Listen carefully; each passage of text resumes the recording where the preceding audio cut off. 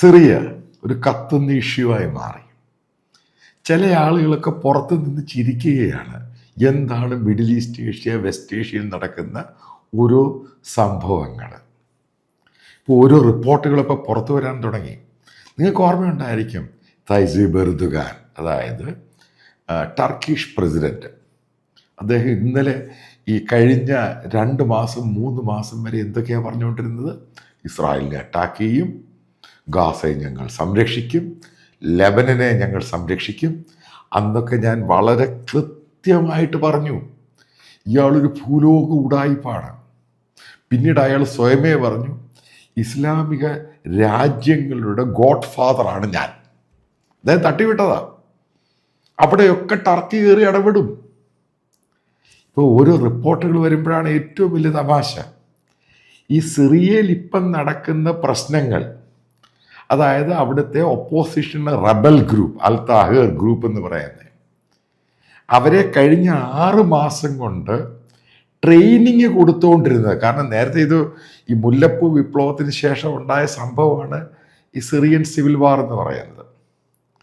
അപ്പോൾ അതിനുശേഷം ഈ അസാദ് എന്ന് പറയുന്ന അവിടുത്തെ ഭരണാധികാരി, ക്രൂരനായ ഭരണാധികാരി, അയാൾ റഷ്യയുടെ പട്ടാളത്തെയും ഇറാനിയൻ സപ്പോർട്ടുള്ള മിലിഷ്യ ഗ്രൂപ്പായ ഹിസ്ബുള്ളയും വെച്ചിട്ടാണ് ഈ ഒപ്പോസിഷൻ ഗ്രൂപ്പിനെ, റബൽ ഗ്രൂപ്പിനെയും അയാൾ റെസിസ്റ്റ് ചെയ്തുകൊണ്ടിരുന്നത്. മനസ്സിലാക്കുക, ഇപ്പോഴും ഏകദേശം സിറിയയുടെ 60% അവിടുത്തെ ഭരണാധികാരിയുടെ കയ്യിലാണ്. നിങ്ങൾക്ക് അറിഞ്ഞു കാണാൻ, അലിപ്പോ എന്ന് പറഞ്ഞാൽ അവിടുത്തെ ഏറ്റവും വലിയ സിറ്റിയാണ്, 2ാമത്തെ. അത് കയറി പിടിച്ചു. എന്നിട്ട് മനസ്സിലാക്കുക, സിറിയൻ പട്ടാള ക്യാമ്പുകൾ പിടിച്ചെടുത്തു. അതായത് കൻ്റോൺമെൻറ്റ് മുഴുവനും പിടിച്ചെടുത്തു. സിറിയൻ പട്ടാളത്തിൻ്റെ കയ്യിലുണ്ടായിരുന്ന ടാങ്കുകൾ പിടിച്ചെടുത്തു, വെപ്പൺസ് പിടിച്ചെടുത്തു. പട്ടാളക്കാർ അവിടെ സറണ്ടർ ചെയ്യുന്ന ഫോട്ടോകൾ വരെ സോഷ്യൽ മീഡിയയിൽ വരാൻ തുടങ്ങി. സിറിയൻ പട്ടാളം ഓടുവാണ്. സിറിയൻ പട്ടാളം അവർ റഷ്യൻ എയർഫോഴ്സ് കൊടുത്ത ഫൈറ്റർ ജെറ്റ് കൊണ്ട് അവിടെ ഇവിടെയൊക്കെ ബോംബ് ചെയ്യാൻ ശ്രമിക്കുന്നു. പക്ഷെ ഒന്നും നടക്കുന്നില്ല. കാരണം അവിടുത്തെ പട്ടാളം പേടിച്ചു പോയി, പുറകോട്ടുകൂടി. പട്ടാളം കീഴടങ്ങി ആ സിറ്റിയുമായിട്ട് ബന്ധപ്പെട്ട്. അപ്പോൾ ഇപ്പോഴാണ് ഏകദേശം റിപ്പോർട്ട് വരുന്നത്, 6 മാസം മുമ്പ് ഈ തയ്യിബ് എർദോഗാൻ, അതായത് കേരളത്തിലെ സുഡാപ്പികളുടെ ഒക്കെ വലിയ ആളാണ് ഇയാൾ. അയാളാണ് ഈ റിബൽ ഗ്രൂപ്പിന്, അതായത് സുന്നി ഗ്രൂപ്പിന് ട്രെയിനിങ് കൊടുത്തുകൊണ്ടിരുന്നത്. 6 മാസം കഴിയുമ്പോൾ ഇന്നതൊക്കെ ഉണ്ടാകും. അതായത് ഇസ്രായേൽ കയറി ഹിസ്ബുള്ളയെ അടിക്കും, ഇറാനെ കയറി അടിക്കും, സപ്പോർട്ട് അവർക്ക് കിട്ടത്തില്ല, നിങ്ങൾ ആ സമയത്ത് കയറിക്കണം. അതിനുവേണ്ടി ട്രെയിൻ ചെയ്തുകൊണ്ടിരുന്നു. ആര്? ഈ ടർക്കിഷ് ഇപ്പോഴത്തെ പ്രസിഡൻറ്റും അവിടുത്തെ പട്ടാളം ഈ റബൽ ഗ്രൂപ്പിന് ട്രെയിനിങ് കൊടുത്ത് പ്രിപ്പയർ ചെയ്തിരുന്നു. കാരണം ഇസ്രായേൽ ഏതായാലും ഹിസ്ബുള്ളയെ അടിക്കും. അവനെ തളർത്തി കഴിഞ്ഞ് ഇപ്പോഴത്തെ സാഹചര്യം അനുസരിച്ച് റഷ്യ ഇടപെടാൻ പറ്റത്തില്ല. കാരണം അവരുടെ പട്ടാളം മുഴുവൻ ഉക്രൈനുമായിട്ട് ബന്ധപ്പെട്ട് എൻഗേജ്ഡായി, ഫ്രണ്ട് ലൈനിലായി. ഇറാൻ കയറി ഇടപെടത്തില്ല. കാരണം ഇറാനെ നാശമാക്കി കളയും. ഇത് നേരത്തെ മുൻകൂട്ടി കണ്ടു. ആരും നമ്മൾ ഉറുദുഗാൻ ഇതൊക്കെ റിപ്പോർട്ട് ചെയ്തേക്കുവാണ് ഓരോരുത്തർ ഗ്ലോബലായിട്ട് മീഡിയയിൽ. അതാണ് ഉറുദുഗാൻ സൈലൻ്റായി പോയത്. കഴിഞ്ഞ നിങ്ങൾ കണ്ടു, ഇയാൾ ഇസ്രായേലിനെതിരെ സ്റ്റേറ്റ്മെൻറ്റ് കൊടുക്കുന്നു, അവിടെ ഉപരോധം ഏർപ്പെടുന്നതിന് ശേഷം പെട്ടെന്ന് ഇയാളങ്ങ് സൈലൻ്റായി. ഇതിൻ്റെ കാരണം ഇതാണ് പറയുന്നത്, കേരളത്തിലുള്ള സുഡൂസിന് ഉറുദുഗാൻ്റെ ഭയങ്കര ആവേശ കമ്മിറ്റിക്കാർക്കും ബേസിക്കലി നിങ്ങൾക്ക് ഗ്ലോബൽ ജിയോ പൊളിറ്റിക്സിനെ പറ്റി ഒരു കുന്തവും അറിയത്തില്ല. പല ചർച്ചകളൊക്കെ ഞാൻ കണ്ടുകൊണ്ടിരിക്കുകയാണ്, ഇവരെന്തൊക്കെയാണ് പറയുന്നത് കേരളത്തിൽ നിന്ന്. അവസാനം എന്താണ് സംഭവിച്ചത്? ഇവർക്ക് വെപ്പൺസ് കൊടുത്തു, എവിടെയൊക്കെ പോയി അറ്റാക്ക് ചെയ്യാൻ അതിൻ്റെ മുഴുവൻ മാപ്പ് കൊടുത്തു, ഇത് മുഴുവനും കൊടുത്തു. കാരണം ഇപ്പം അതിനകത്ത് വളരെ വിസിബിളായി റബൽ ഗ്രൂപ്പിന് മുഴുവൻ ആയുധം കൊടുത്തേക്കുന്നത് ഈ പറയുന്ന എർദോഗാൻ കൂട്ടരും. അതിനെ അമേരിക്ക അന്ന് എതിർത്തിരുന്നു. അമേരിക്ക വളരെ കൃത്യമായിട്ട് പറഞ്ഞു അവർക്ക് ഇതിനകത്ത് റോളൊന്നുമില്ല. ഇതാണ് പറയുന്നത്, ഇവന്മാർ പൊട്ടന്മാരാണ്. എത്ര പേരാണ് ഇപ്പോൾ സിറിയയിൽ കൊല്ലപ്പെടുന്നത്? ലെബനൻ കഴിഞ്ഞ് സിറിയയിൽ. ഇതിൻ്റെ തുടക്കം എന്താണ്? ഏറ്റവും തുടക്കം എന്ന് പറയുന്നത് ഒക്ടോബർ 7. അതിനെ വെസ്റ്റ് ഏഷ്യയുടെ ജിയോ പൊളിറ്റിക്സ് എവിടെ നിന്ന് എവിടെ കൊണ്ടെത്തിച്ചു ആലോചിച്ച് നോക്കിയിട്ടുണ്ട്? എവിടെയാണ് ഇത് കൊണ്ട് നിൽക്കാൻ പോകുന്നത്? ഞാൻ നേരത്തെ പഴയ പല വീഡിയോകളിലും പറഞ്ഞിട്ടുണ്ട്, അത് ആസാദിന് പേടിയായി. കാരണം ഹിസ്ബുള്ളയാണ് അയാൾക്ക് പ്രൊട്ടക്ഷൻ കൊടുത്തുകൊണ്ടിരിക്കുന്നത്. ഹിസ്ബുള്ള കംപ്ലീറ്റ് ആയിട്ട് വീക്ക് ചെയ്ത് കഴിഞ്ഞ്, കാരണം അടിച്ച് നാശമായി ഇസ്രായേൽ കൊണ്ട് ബോംബ് ചെയ്ത് കഴിഞ്ഞപ്പോൾ പിന്നെ ഇയാൾക്ക് അവിടുത്തെ പട്ടാളം എന്ന് പറയുന്ന സാധനങ്ങൾ അതിനെ സപ്പോർട്ടീവായിട്ട് നിന്നിരുന്ന റഷ്യ ഉക്രൈനിലൊക്കെ എൻഗേജ്ഡായി. കാരണം അവിടെ, അതായത് അലിപ്പോവിലാണെങ്കിലും ഡെമാസ്കസിലാണെങ്കിലും റഷ്യയുടെ ബേസ് ഉണ്ടായിരുന്നു. ആ ബേസ് മുഴുവൻ അവരെടുത്ത് മാറ്റി, കാരണം ഉക്രൈനിലോട്ടങ്ങ് പോയി. പിന്നീടുള്ള ഹിസ്ബുള്ള മാത്രം. മനസ്സിലാക്കി, ഇവരൊക്കെ ഉപയോഗിക്കുന്ന റഷ്യൻ വെപ്പൺസ് ഇറാനിയൻ വെപ്പൺസുമാണ്. ഇവിടെയാണ് തീർന്നു പോയത് ഇവർ. ഇതുകൊണ്ടാണ് ഞാൻ പല ആവർത്തി പറയുന്നത് കാരണം റഷ്യൻ ടാങ്കുകൾ നിങ്ങൾ ആലോചിച്ച് നോക്കുക. ഒരു റിബൽ ഗ്രൂപ്പ്, അതായത് നമ്മളിപ്പോൾ ആലോചിക്കുക, കാശ്മീരിലുള്ള ഒരു റിബൽ ഗ്രൂപ്പ് വന്നിട്ട് ഇന്ത്യൻ കന്റോൺമെൻറ്റിൽ കയറിയിട്ട് ഇന്ത്യയുടെ ടാങ്കും നോർത്തേൺ കമാൻഡിൽ കയറി പിടിച്ചെടുക്കുക. അത് കഴിഞ്ഞിട്ട് അവിടെയുള്ള കമാൻഡിലുള്ള ഏകദേശം 10,000-20,000 സൈന്യം കീഴടങ്ങുക. ആലോചിച്ച് നോക്കുക, ഇത് സിമ്പിളായിട്ടുള്ള കാര്യമല്ല. ഒന്നാമത് സിറിയയുടെ എക്കോണമി എല്ലാം നാശക്കോടാലിയായി ഏറ്റവും മോശമായ രീതിയിൽ മാറി. ലോകത്തിലെ ഏറ്റവും കൂടുതൽ ആൾക്കാർ അതായത് റെഫ്യൂജി ആയിട്ട് പോയത് സിറിയയിലാണ്, മുല്ലപ്പൂ വിപ്ലവം അതിനൊക്കെ ശേഷം. ലോകം മുഴുവൻ പോയവരാണ് ലോകം മുഴുവനും ഇസ്ലാമിക കൾച്ചർ കൊണ്ടുവരാന്നൊക്കെ അടിയുണ്ടാക്കി ബോംബ് പൊട്ടിയും പ്രശ്നമായിട്ട് നിൽക്കുന്നത്. ജർമ്മനിയിലാണെങ്കിലും ഫ്രാൻസിലാണെങ്കിലും എടുത്തു നോക്കുക. ഇപ്പോഴാ രാജ്യത്തിൻ്റെ സ്ഥിതി ആലോചിക്കുക. ആസാദ് എന്ന് പറയുന്ന ഒരു ഭയങ്കര ഡിക്റ്റേറ്ററാണ്. ഡിക്റ്റേറ്റർ ക്രൂരനായ കൊലപാതകിയാണ്, ഷിയാക്കാരന്. ഇപ്പൊ കണ്ടോ, ഷിയ സുന്നി അടി എവിടെ നിന്ന് ഇങ്ങോട്ട് പോയി. എല്ലാവർക്കും ഇവരുടെയൊക്കെ ശത്രു ഇസ്രായേലാണ്. ഇപ്പം ഇസ്രായേൽ മാറി നിന്ന് ചിരിക്കുക. കാരണം അവർ ലെബനുമായിട്ട് വിടുകീർത്തി, ലെബനിന്ന് ആ ഭാഗത്തു നിന്ന് തെക്കൻ ലെബന് പൂർണ്ണമായിട്ട് ഹിസ്ബുള്ളയെ മാറ്റി. അവിടെ പ്രത്യേകം വാണിംഗ് കൊടുത്തിട്ടുണ്ട്, തെക്കൻ ലെബനിൽ ആരും പ്രവേശിക്കാൻ പാടില്ല. ഞാൻ നേരത്തെ പറഞ്ഞു അനസെക്ഷൻ്റെ പാർട്ടായിട്ടും പോകും, ആരും പ്രവേശിക്കാൻ പാടില്ല. ലെബനീസ് ഗവൺമെൻറ് പറഞ്ഞു അവിടെ പ്രവേശിക്കരുത്. അവർ ഹിസ്ബുള്ള ഒഴിവാക്കി. ഇതാണ് പറഞ്ഞത്. അതാണ് പറയുന്നത്, ഒരു പ്രൊഫഷണൽ രാജ്യത്തോട് ഇതേപോലെയുള്ള റിബൽ ഗ്രൂപ്പൊക്കെ കയറി കളിക്കുമ്പോൾ വളരെ സൂക്ഷിച്ച് വേണം.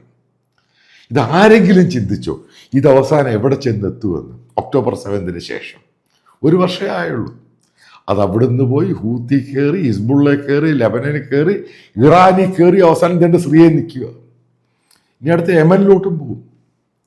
അതാണ് ഈ പറയുന്നത്. ഈ മണ്ടത്തരവും പൊട്ടത്തരവും മാത്രമാണ് വെസ്റ്റ് ഏഷ്യയിൽ ഈ കാട്ടറബികൾ കാണിച്ചു കൂട്ടുന്നത്.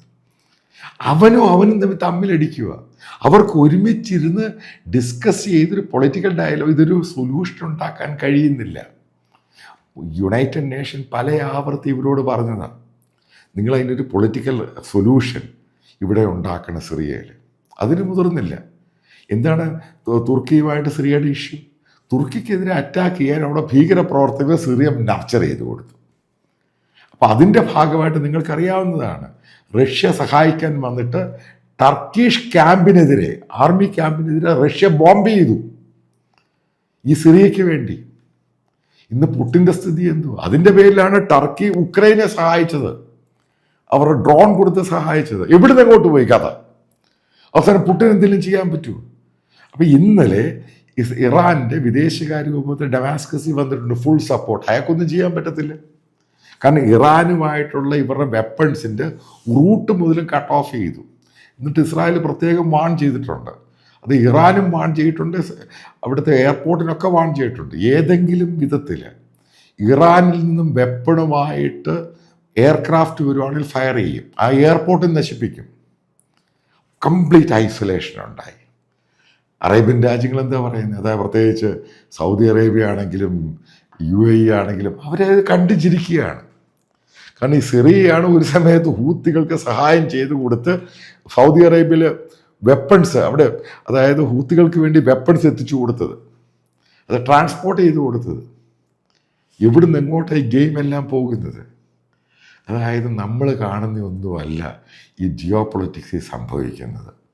അപ്പം ഇന്നുണ്ടാകുന്ന സുഹൃത്തുക്കൾ നാളത്തെ വലിയ ശത്രുക്കളായി മാറുക. അവൻ തമ്മി തല്ലി ചാവുകയാണ്. ഇപ്പോൾ സിറിയ തന്നെ പറയുന്നു, അവരുടെ പട്ടാളം അവിടുത്തെ റിബലിനെ ഏകദേശം 250 പേരെ കൊന്നു. റിബൽ പറയുന്ന അവിടുത്തെ പട്ടാളം മുഴുവനും പിടിച്ചെടുത്തു. സിറിയൻ പട്ടാളം സംഭവിച്ചു, അലിപ്പോ പോയി. ഇനി ഡമാസ്കസ് കയറി പിടിക്കുമോ? ഡമാസ്കസ് പിടിക്കുവാണെങ്കിൽ മനസ്സിലാക്കുക, സിറിയ എന്ന് പറഞ്ഞ രാജ്യം ആരുടെ കയ്യിൽ പോകും? ഇതൊക്കെ അൺപ്രഡിക്റ്റബിൾ ആണ്. എന്താണ് സംഭവിക്കുന്നത് ആർക്കും അറിയത്തില്ല. അതായത് സിറിയയിൽ മനസ്സിലായ ഏകദേശം 5 മില്യൺ ആൾക്കാർ ഈ റിബലിൻ്റെ കൺട്രോളിലുള്ള സ്ഥലങ്ങളിലാണ് താമസിക്കുന്നത്.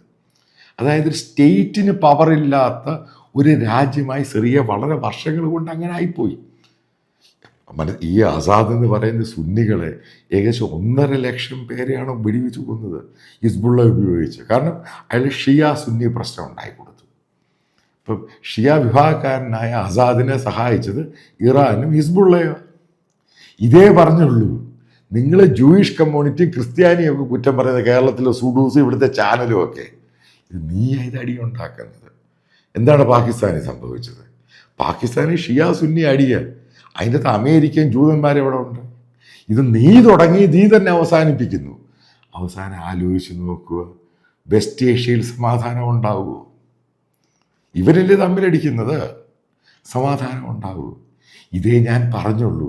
ഇത് പറയുമ്പോൾ എന്നെ കൃസംഗി എന്നല്ല വിളിക്കേണ്ടത്. അതായത് നിങ്ങളൊക്കെ ഉദ്ദേശിക്കുന്ന, നിങ്ങളെ സുഖിപ്പിക്കുന്ന പല യൂട്യൂബേഴ്സും ചാനൽസും ഒക്കെ ഉണ്ട്. അവർ യഥാർത്ഥ സത്യം, ചിലരൊക്കെ പറഞ്ഞു ഇസ്രായേലിന് ഹമാസ് അറ്റ്ലാന്റിക് സമുദ്രത്തിൽ മുക്കിക്കൊല്ലുന്നു, ഇറാൻ അമേരിക്ക ഗൾഫ് സീൽ മുക്കിക്കൊല്ലുന്നു. അപ്പോൾ ഇത് ചിന്തിക്കുന്നതിനൊക്കെ അപ്പുറമായി ഇതൊക്കെ.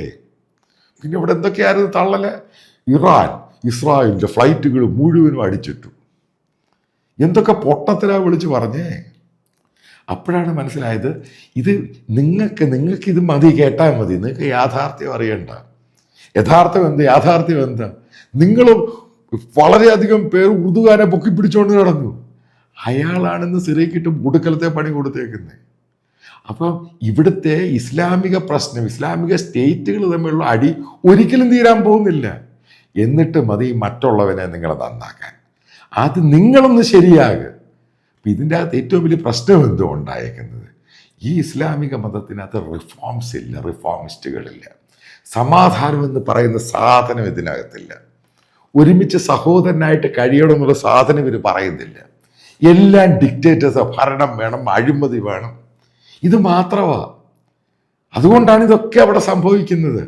ലോകത്തിൻ്റെ സമാധാനം കെടുത്തുന്ന ഭാഗമായിട്ട് വെസ്റ്റ് ഏഷ്യ എത്ര വർഷങ്ങളായിട്ട് നിൽക്കുന്നു?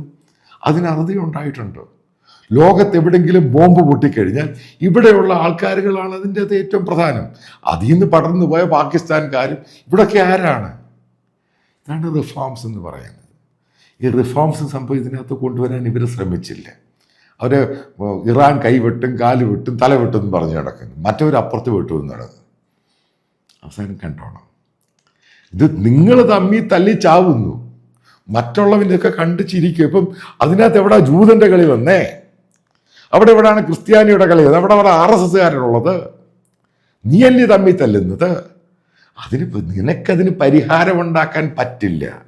ഇത് ഞാൻ വീഡിയോയിൽ ഇപ്പം നിങ്ങളെ ക്രിട്ടിസൈസ് ചെയ്യുവല്ല. ഇത് ആദ്യം ബോധത്തോട് ചിന്തിക്കുക, എന്താണ് സംഭവിക്കുന്നത്? ഇതൊക്കെ ഡിജിറ്റൽ സംഭവമായിട്ടല്ലേ നിങ്ങളും പലതും അറിയുവാൻ സാധിക്കുന്നത്. ഇപ്പം നിങ്ങൾ ഈ അറിവ് എനിക്ക് കാര്യങ്ങൾ പറഞ്ഞു തരുമ്പോൾ നിങ്ങളത് ഗൂഗിൾ ചെയ്ത് നോക്കുക, ഞാൻ ഈ പറയുന്നത് ശരിയാണോ അല്ലയോ. ഇറാനിലെ കാര്യം പറഞ്ഞ് കൺവേർഷൻ ഉണ്ടായി, നിങ്ങളെടുത്ത് നോക്ക്, ഇത് എന്ന് പോലെ റിപ്പോർട്ട് വന്നേക്കുന്നത്. ഇത് ബോധത്തോട് മനസ്സിലാക്കി എന്തുകൊണ്ടാണ് ഇത്ര ആൾക്കാർ മതം മാറുന്നത്. ഇപ്പൊ കഴിഞ്ഞിടയ്ക്ക് റിപ്പോർട്ട് വന്നെങ്കിൽ ഇന്തോനേഷ്യയിലാണ് ഏറ്റവും കൂടുതൽ ആൾക്കാർ കൺവേർട്ട് ചെയ്യുന്നത്. അതിന്റെ കാര്യം എന്തു? എടുത്തു നോക്കാൻ കാര്യം എന്തുവാണ്? അതായത് ലോകം ഭയങ്കരമായിട്ട് ചലിക്കുകയാണ്. ഇത് ഡിജിറ്റൽ റവല്യൂഷൻ ലോകത്തെ മുഴുവനും മാറ്റി. ഇപ്പോഴും അന്ധകാരത്തിലാണ് ജീവിക്കുന്നത് നിങ്ങൾ. അതുകൊണ്ടാണ് നിങ്ങൾക്കിത് മനസ്സിലാവാത്തത്. അതായത് നിങ്ങൾ തമ്മിൽ തല്ലുവോ, അതിന് മറ്റുള്ളവൻ എന്ത് പിഴച്ചു, അത് നിങ്ങളെ തന്നെ പോസ്റ്റ്മോർട്ടം ചെയ്യുക. എന്താണ് അവസാനം സിറിയയിൽ ഉണ്ടായത്? ഒക്ടോബർ 7 ഹമാസ് കയറി അടിച്ചു. അവസാനം നീ തന്നെയാണ് വെടിവെച്ച് തീരുകയും ചെയ്യുന്നത്. അതിന് മറ്റുള്ളവരെവിടാ പിഴച്ചത്? അതെങ്കിലും അറ്റ്ലീസ്റ്റ് ഒന്ന് ബോധവൽക്കരിക്കാൻ ശ്രമിക്കുക.